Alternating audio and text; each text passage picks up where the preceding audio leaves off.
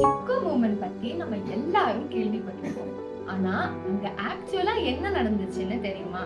1970ஸ்ல உத்தரகண்ட்ல இருந்த ஒரு அமைதியான கிராமத்துல ஒரு நாள் ஒரு குரூப் ஆஃப் மென் மரம் வெட்டுறதுக்கு வந்திருந்தாங்களாம். ரொம்ப சாதாரணமா நடக்கிற விஷயம் தானே.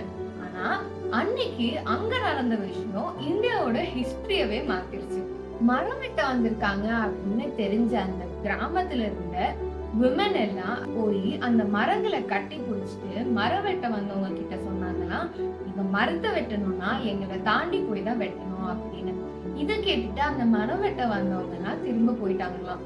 அந்த அன்னைக்கு அங்க வயலன்ஸ் இல்ல, ஒரு மீடியா இல்ல, ஜஸ்ட் நம்மளோட இயற்கையை பாதுகாக்கணும்னு ஒரு எண்ணமும் கரேஜும் மட்டும்தான்.